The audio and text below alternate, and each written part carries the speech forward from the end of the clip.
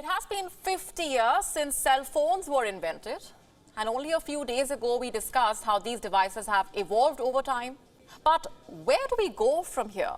What is the future of cell phones? Could they be charged just from human touch? Well, the inventor of the device has made a rather interesting prediction. Martin Cooper says one day we will be able to integrate phones into our skin. You heard that right. It may sound far-fetched, but the inventor might be onto something. He says next generation will have cell phones embedded under the skin of their ears. And these phones will not need any external charging. Why? Because your body would be the perfect charger. And how is that even possible? It's a given that our bodies generate energy when we consume food. And Cooper argues that this energy would be able to charge mobile phones as well.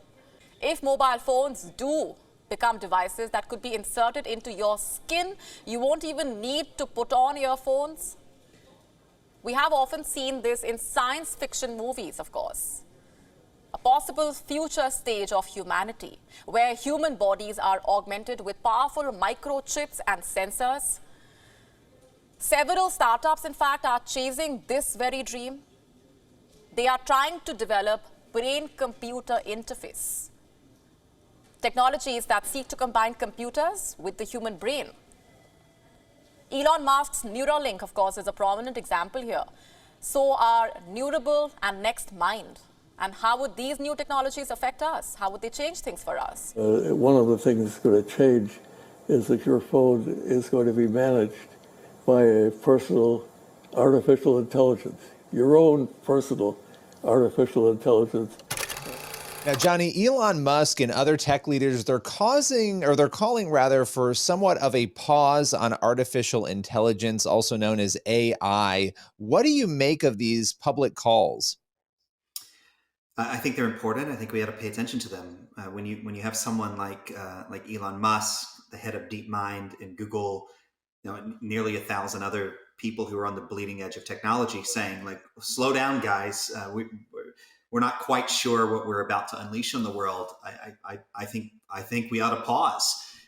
And I'm not sure that the general public yet really understands how all of their lives will change and could potentially change because of this new technology. The concept of a technological singularity is a fascinating and thought-provoking idea that was first proposed by the mathematician and computer scientist Vernor Vinge in the 1980s. According to Vinge, a technological singularity is a hypothetical event that occurs when artificial intelligence surpasses human intelligence, leading to an exponential acceleration of technological progress that ultimately results in an unprecedented and unpredictable transformation of human and machine civilization. At the heart of Vinge's idea is the notion that human intelligence is limited, while machine intelligence has the potential to surpass our own capabilities in every domain. As machines become more intelligent, they will be able to design and improve themselves at an ever-increasing rate, leading to a runaway effect in which the rate of technological progress accelerates beyond human comprehension. This could lead to a fundamental shift in our understanding of what it means to even be human, as we are forced to confront the reality that we are no longer the most intelligent entities on the planet. If we're not careful, we could unleash, a beast. Imagine governments in a race towards autonomous weapons. What is an autonomous weapon?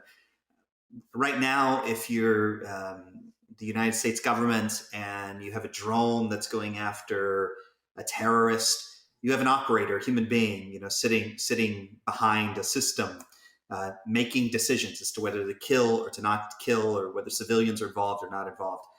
We could be moving into a world where the machines make the decisions for themselves. They decide if they're optimized to kill. Robots fighting wars. Science fiction? Not anymore. If machines, not humans, are making life and death decisions, how can wars be fought humanely and responsibly? Humanity is confronted with a grave future: the rise of autonomous weapons. So autonomous weapons are those that select and attack targets without human intervention. So after the initial launch or activation, it's the weapon system itself that self-initiates the attack. It's not science fiction at all. In fact, it's already in use. The world is in a new arms race. In just 12 countries, there are over 130 military systems that can autonomously track targets. Systems that are armed.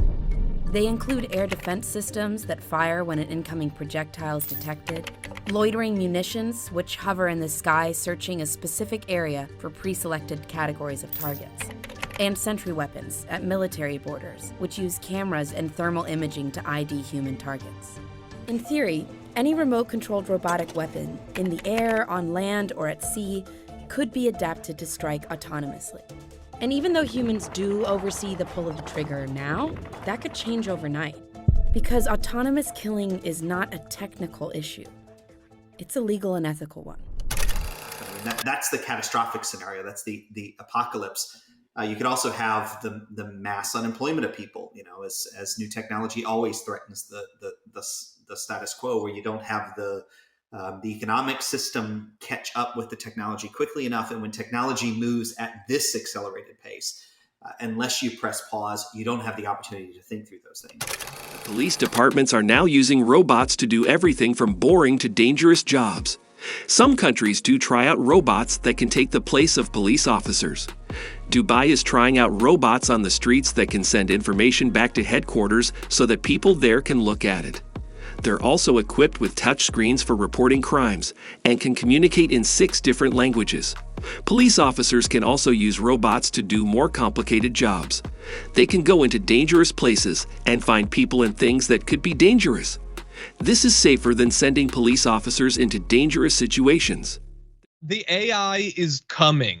Right now, just for our jobs. It'll get around to our lives, but right now it's coming for our jobs. And I know a lot of you are already worried about it. You're like, no, it's gonna come for the coders, it's gonna come for the writers. Oh, it is going to. It's already taking some jobs, and I bet you didn't guess these.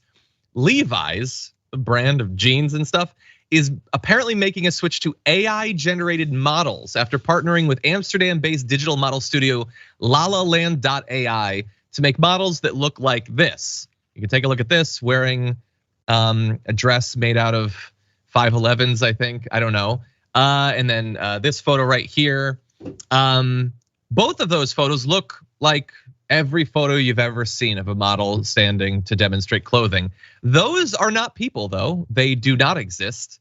They are just representations created by AI. They're not actual models that had to stand and they weren't paid. There was no makeup and hair person that was paid. I don't believe there was a photographer that was paid unless somebody is clicking to do screenshots on the AI program. So all of that process that would have normally produced a model wearing the brand's clothing is gone there. So I'm afraid that the whole world, and no exaggeration, Billy, 18 months from now, the world as we know it could be unrecognizable.